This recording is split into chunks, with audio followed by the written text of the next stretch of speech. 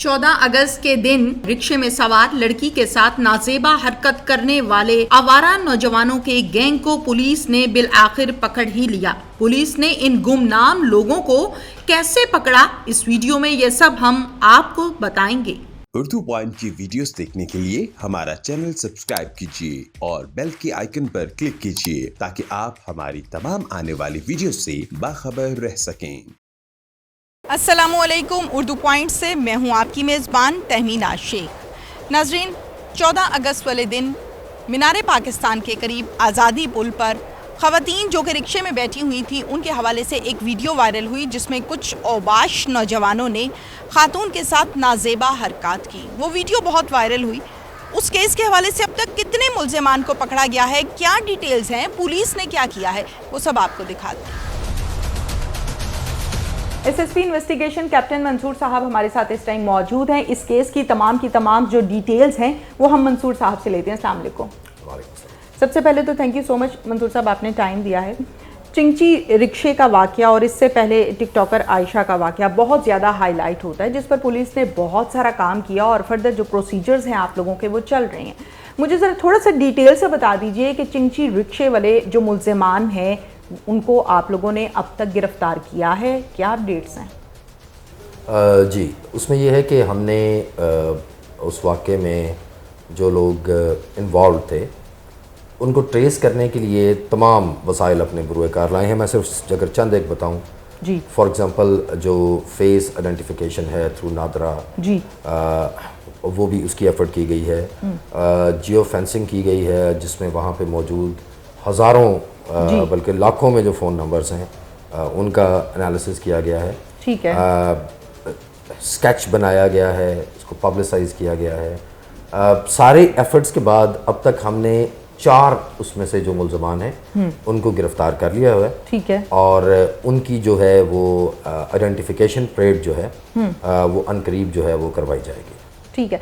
मंसूर साहब, मुझे ये बताइएगा कि जहाँ पर हम चिंची रिक्शे वाले वाक़े की बात करते हैं, फिर हम आयशा टिकटॉकर के वाक़े की बात करते हैं, फिर इसके अलावा और इस किस्म के जो वाक़यात हैं वो अक्सर औक़ात देखे जा रहे हैं, लेकिन अगर हम बात करें पुलिस की कारकर्दगी के हवाले से तो इससे पहले मैंने ऐसा नहीं देखा कि इस किस्म के वाक़यात रजिस्टर्ड हों। अब भी रजिस्टर्ड हो रहे हैं लेकिन बहुत ज़्यादा हो रहे हैं और ख़ुसूसी तौर पे आईजी साहब की जानिब से, सीसीपीओ साहब की जानिब से, डीआईजी साहब की जानिब से, आप लोगों की जानिब से ये अहकामात दिए गए हैं तमाम पुलिस स्टेशंस को कि किसी किस्म का कोई भी वकूआ, कोई भी कंप्लेनेंट आपके पास आता है तो आपने एफआईआर काटनी है। अगर आप एफआईआर नहीं काटते तो फिर आपकी मेहरबानी है, आप चले जाएं। ये मैंने बाकायदा आईजी साहब की जो प्रेस कॉन्फ्रेंस है उसको देखा गया।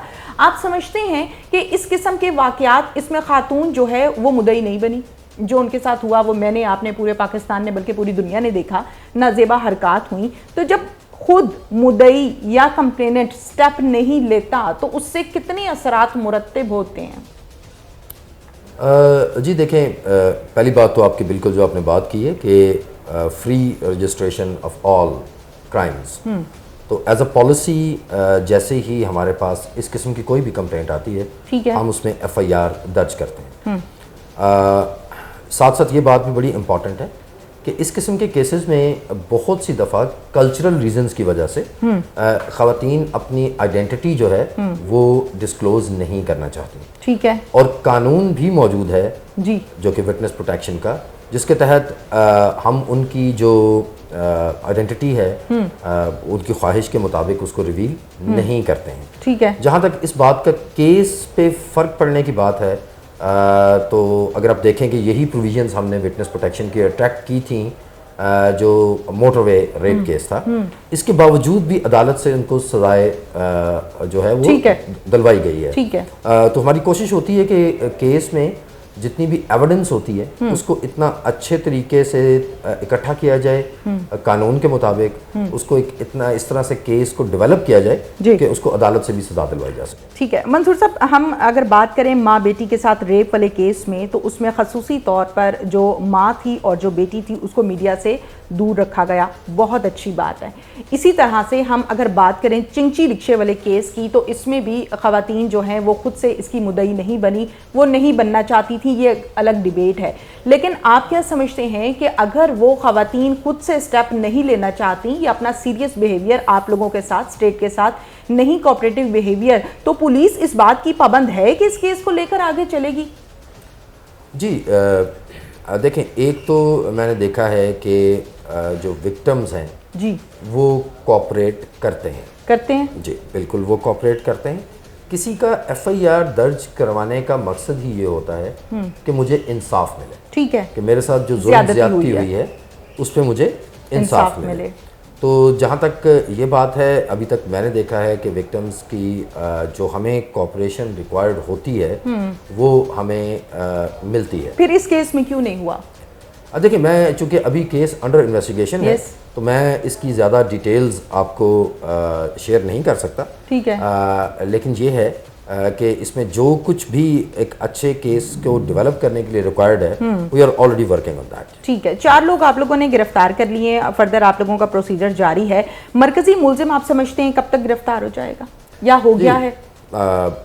जो मरकजी मुलजिम है उसकी गिरफ्तारी के लिए, जैसे मैंने पहले कहा, कि तमाम तर रिसोर्सेज बरूए कार लाए जा रहे हैं, और मुझे उम्मीद है कि जितनी इस पे एफर्ट हम लोग कर रहे हैं, इंशाल्लाह वो भी जल्द गिरफ्तार हो जाएगा। क्या ये लोग लाहौर से ही हैं या बाहर से हैं? मैं चूँकि केस अंडर इन्वेस्टिगेशन है, इसलिए मैं इसकी जो इन्वेस्टिगेशन की डिटेल्स हैं, ठीक है, ज़रा वो इस वक्त शेयर नहीं कर सकते। ओवरऑल क्या मैसेज देना चाहेंगे कि इस किस्म के वाक़यात जो हो रहे हैं, कंट्रोल भी हो गए हैं, रजिस्टर्ड भी हो रहे हैं, पुलिस काम भी कर रही है, मुलजिम भी पकड़े, फिर भी वाक़यात जारी हैं, क्या मैसेज है आपका ख़वातीन को, पब्लिक को? जी, मेरा मैसेज यही है कि जहाँ कहीं भी इस किस्म का अगर कोई भी खातून फील करती है कि इसको हरास किया गया है, कहीं पे कोई जुल्म ज़्यादती है, डोमेस्टिक वायलेंस है, किसी भी चीज़ के लिए जो है आप पुलिस से रब्ता करें, और उसका सबसे आसान तरीका है कि 15 पे कॉल करें। हमारी टॉप प्रायोरिटी होती है कि हम अपने तमाम रिसोर्सेज को बरूए कार ला के हम कोशिश करें और उसमें जो विक्टिम है उसको इंसाफ दिलाने की पूरी कोशिश करें। कोई खुसूसी हिदायत भी इस किस्म के केसेस के हवाले से आप लोगों को IG साहब की तरफ से की गई हैं?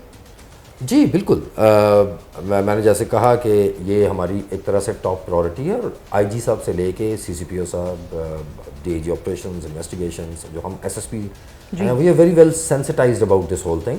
ठीक है, तो इस बारे में जो इसकी रजिस्ट्रेशन ऑफ केस के लिहाज से, फर्दर इसकी इन्वेस्टिगेशन के लिहाज से, प्रोसिक्यूशन और ट्रायल के लिहाज से, तो वो हदायत जो हैं वो मौसूल होती रहती हैं, और उनको हम कोशिश करते हैं कि मनोवान उन पर अमल भी करें। Thank you so much. Thank you. इसके साथ ही अपनी मेज़बान तहमीना शेख को इजाज़त दीजिए। अल्लाह हाफ़िज़।